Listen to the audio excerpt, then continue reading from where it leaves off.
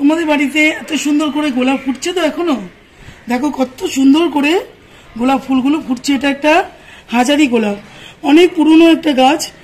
আমি ফার্টিলাইজার সুন্দর করে ইউজ করেছি, গাছটাকে দেখভাল করেছি, তাতেই সুন্দর করে আবার নতুন করে প্রত্যেকটা ব্রাঞ্চ ছাড়ছে। আর প্রত্যেকটা ব্রাঞ্চের মধ্যে দেখো কুড়ি ভর্তি আসছে আর ফুলে ফুটছে খুব সুন্দরভাবে। প্রত্যেকটা গাছে সুন্দর করে প্রত্যেকটা ব্রাঞ্চ থেকে সব নতুন নতুন ফুল আসছে।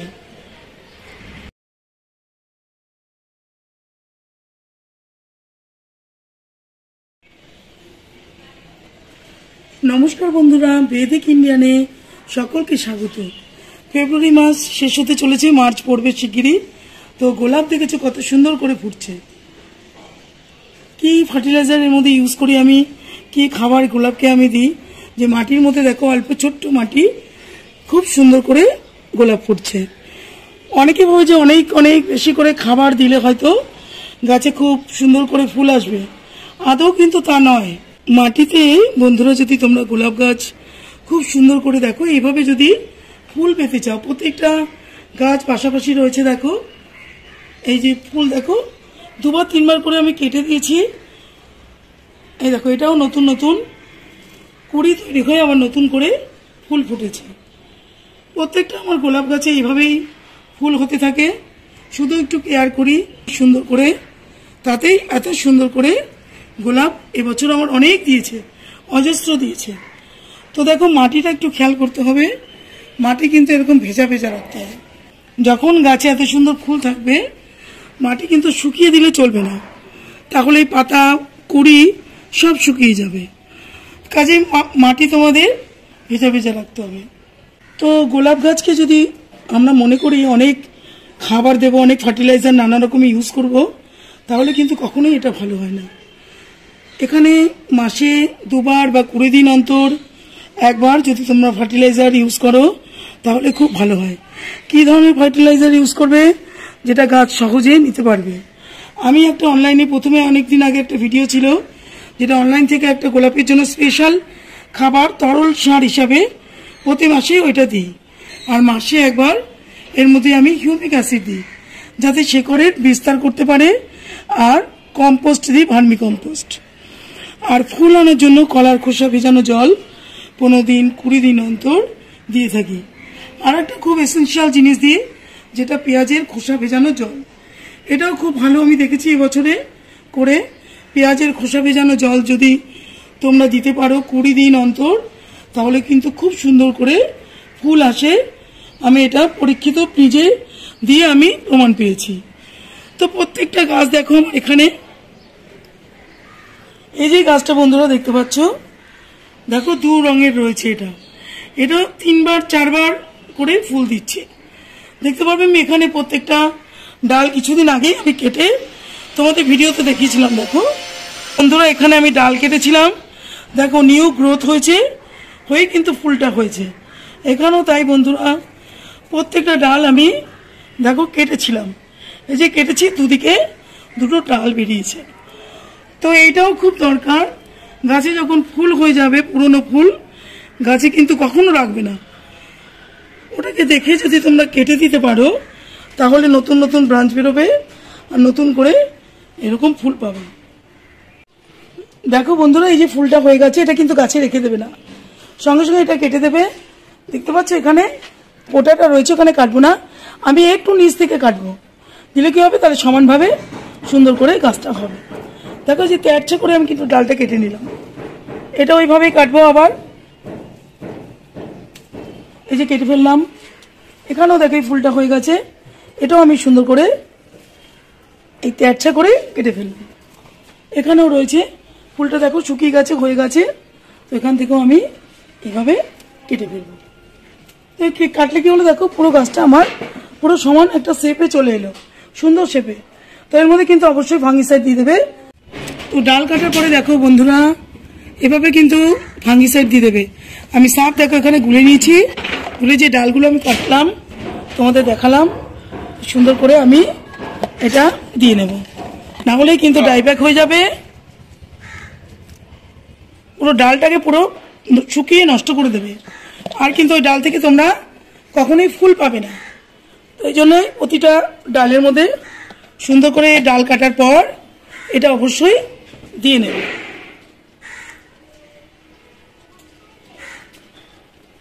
এইভাবে গোলাপের কাটিং করবে, কাটিং করে এভাবে ভাঙ্গিসাইড দিয়ে গাছকে সুরক্ষিত করবে।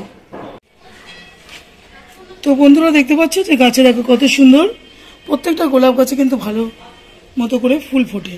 আর যখনই দেখো হয়ে গেছে আমি তোমাদের বলছি, তখনই কিন্তু তোমরা ডাল কাটাই ছাটাই করতে থাকবে। যখনই তোমরা ডাল কাটবে তখনই নতুন নতুন করে আবার ব্রাঞ্চ বেরিয়ে ফুলগুলো কিন্তু হতে থাকবে। অনেকগুলো বিগত দিনে আমার ভিডিও দেওয়া রয়েছে, সেগুলো খেয়াল করলে তোমরা দেখতে পারবে। ঘুরিয়ে ফিরিয়ে আমি নানা রকম খাবার আমি গোলাপের মধ্যে দিতে থাকি।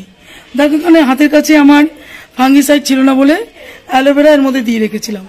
দেখো বন্ধু তোমাদের দেখাই, পাতাটা শুকিয়ে আছে, অ্যালোভেরা দিয়ে আমি এর মধ্যে গুজে রেখেছিলাম। দেখো ভালো করে লক্ষ্য করো বন্ধুরা, অ্যালোভেরাটা দিয়ে রেখেছিলাম, ডাল কাটার পরে এখান থেকে নতুন শুট কিন্তু বেরোচ্ছে, দেখতে পাচ্ছ বন্ধুরা। তো ডাল কেটে কিন্তু ছেড়ে দেবে না, সঙ্গে সঙ্গে এর ফাঙ্গিসাইড দেবে। তো অ্যালোভেরা যদি বাড়িতে থাকে অবশ্যই দেবে, তাহলেই আবার নতুন করে এখানে দেখো নতুন শাখা বেরোবে। তো সবসময় এটাকে লক্ষ্য করবে। আর এখানে দেখো আমার এখনো রোদ্দুর আসেনি, এর মধ্যে কিন্তু 7-8 ঘন্টা রোদ্দুর খুব প্রয়োজন গোলাপের জন্য, নাহলে তো খাবার ভালো করে গাছ তৈরি করতে পারবে না আর গাছ সুন্দরও হবে না। কাজে রোদ্দুর খুব প্রয়োজন। আর এটাকে সবসময় ফাঙ্গিসাইড দেখতে পারবে। দেখো আমি কিন্তু দেখতে পাচ্ছি বন্ধুরা এখানে ব্যাবিস্টিন দেওয়া রয়েছে, তো সবসময় ফাঙ্গিসাইড দেবে। আর গরমের দিনে বিকেলে সুন্দর করে জল স্প্রে করে দেবে।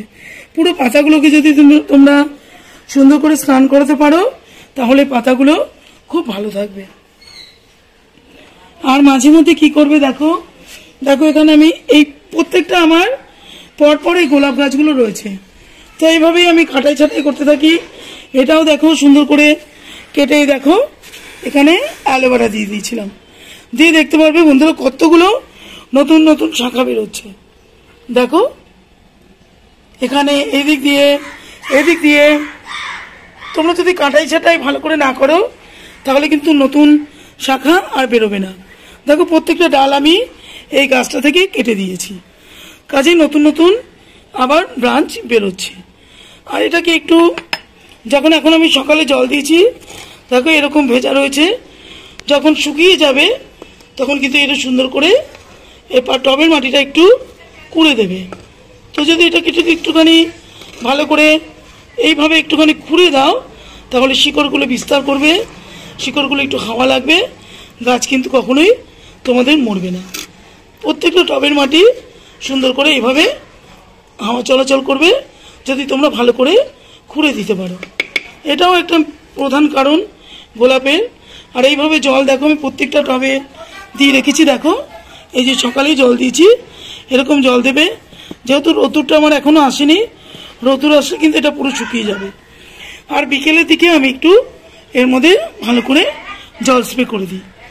কাজে আমার খুব সুন্দর মাটির মধ্যে প্রত্যেকটা গাছ, এই গোলাপ গাছগুলো খুব সুন্দর করে রেডি হয়ে আছে। আর এই মার্চের মধ্যেও দেখো, মার্চের আজকে প্রায় আধেক হতে চললো, তাতেই দেখো আমার নতুন নতুন করে কুড়ি হয়ে কত সুন্দর করে ফুল আসছে, দেখতে পাবে বন্ধুরা। তো দেখো বন্ধুরা আজকে যে ফার্টিলাইজারটা তোমাদের দেখাতে নিয়ে এসেছি গোলাপের জন্য, গোলাপ গাছে কিন্তু একরকমের জিনিস আমি প্রোভাইড করি না বা অনেক জিনিসও দিয়ে ফেলি না। গাছ বুঝে যখন বুঝতে পারি যে খাদ্যের চাহিদা রয়েছে তখনই কিন্তু আমি গাছে 15 দিন অন্তর অন্তর ভার্মি কম্পোস্ট দিই। আর কিছু কিছু সার, তরল সার বা শুকনো সার, সেগুলো আমি ব্যবহার করি। যেই সারটা তোমাদের আমি আজকে দেখাবো বন্ধুরা সেটা হচ্ছে সর্ষে ফুলের গুঁড়ো। তরল সার হিসাবেও তোমরা দিতে পারো। এখন তো বেশি গরম পড়েনি, যখন অনেক গরম পড়ে যাবে তরল সার দেওয়া যায় না। সর্ষে ফুলের গুঁড়োটা অনেক সময় ফাঙ্গাস ধরে যায়। তো এর মতো অবস্থা তোমরা গাছ পিছু এরকম হাফ চামচ করে দেখো মাটিটাকে একটু আমি খুঁড়ে নিয়েছি, এইভাবে একটু দিতে পারো। প্রচণ্ড পরিমাণে এটা নাইট্রোজেনের সোর্স, পটাশিয়াম, ক্যালসিয়াম সমস্ত কিছুই সর্ষে খোল দিয়ে পাওয়া যায়। আর এখানে নিচে দেখো আমি একটু কলার খোসা গুঁড়ো, কলার খোসা আমি শুকনো করে রেখে দিই, অনেক ভিডিওতে তোমাদের দেখাই। ওটাই আমি ভালো করে গ্রাইন্ডারে গ্রাইন্ড করে নিয়েছি একদম শুকনো করে, যাতে গাছ খুব তাড়াতাড়ি করে খাদ্যটা নিতে পারে, এই জন্য এত সুন্দর করে আমি গুঁড়ো করে নিয়েছি। তো সর্ষে খোলের সাথে আমি এটাও একটু কলার খোসা দিয়ে দেবো, যাতে সুন্দর করে মারছে কিন্তু খুব ভালো করে গাছে ফুল আসে। তো এরকম কলার খোসা তোমরা 1 চামচ করে, যেরকম গাছ টব পিছু যা যেরকম টব, এটা যেরকম একদম ছোট টবটা, তো এটার মধ্যে আমি এই 1 চামচের মতো কলার খোসাটা দিয়ে দিলাম। প্রত্যেকটা টবের মধ্যে বন্ধুরা আমি এইভাবে দিয়ে দেবো। সর্ষে খোলের গুঁড়োটা অর্ধেক দেবো, আর এখান থেকে কলার খোসাও ফুল আনার জন্য দেব। তো এই কাজটা যদি তোমরা ভালো করে করতে পারো, ঘুরিয়ে ফিরিয়ে যদি গোলাপের মধ্যে নানা রকমের খাবার যদি তোমরা দিতে পারো এইভাবে, তাহলে কিন্তু গোলাপ গাছ কখনো শুকিয়ে মরে যাবে না। যেই জিনিসগুলো তোমাদের স্টেপ বাই স্টেপ আমি দেখালাম এই মার্চে, এইভাবে যদি তোমরা করতে পারো, তাহলে প্রত্যেকটা গাছে সুন্দর করে তোমাদের ফুল দেবে। শিকড় পচে একটা গাছও কিন্তু মরে যাবে না, নতুন নতুন ব্রাঞ্চ ছাড়বে, আর নতুন করে অনেক ফুলও তোমরা গাছ থেকে পাবে। তো এইভাবে করবে, তাহলেই দেখবে গোলাপে কোনো অসুবিধা হবে না। আর রোদ্দুরের কথা তোমাদের আগেই বললাম, রোদ্দুর কিন্তু মাস্ট। এই গাছে প্রচুর পরিমাণে পোকাও ধরে, দেখতে পারবে, এর আগের ভিডিওতেও দেখিয়েছি। পোকার ওষুধ তোমরা নিম তেল দিতে পারো, বা জৈব উপায়ে কাকা তোমরা এই গাছের মধ্যে স্প্রে করতে পারো। আর যখন মেঘলা দিন থাকবে বা পাতাগুলো দেখবে একটু কালচে কালচে মুড়িয়ে যাচ্ছে, তখন কিন্তু তোমরা ফাঙ্গিসাইড গাছে স্প্রে করে দেবে। এভাবেই যত্ন করলে বন্ধুরা তোমরা খুব সুন্দর করে গাছে ফুল আনতে পারবে, আর গাছ কখনো শুকনো হয়ে মরে যাবে না। প্রত্যেকটা ফুল দেখো কত সুন্দর করে ফুটছে বন্ধুরা। তো আজকে আমি দেখো সারটা দিলাম, জল দিলাম না, যেহেতু আমি টবের মাটি আগেই ভিজিয়ে দিয়েছিলাম বলে, তাই টবে আমি এখন আর জল দিলাম না। তোমরা কিন্তু অবশ্যই সার দিয়ে যদি মাটি শুকনো থাকে তাহলে জল দেবে বন্ধুরা। তো এইভাবে যদি তোমরা কাজটা করতে পারো, তাহলে এই মার্চেও খুব সুন্দর করে গোলাপ ফুটবে।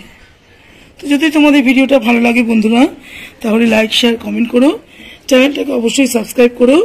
এরকম ভিডিও আমি সবসময় নিয়ে আসতে থাকি। আজকের মতো রাখবো, তোমরা সকলে ভালো থেকো, সুস্থ থেকো, ভগবানের কাছে এই প্রার্থনা করি। নমস্কার বন্ধুরা।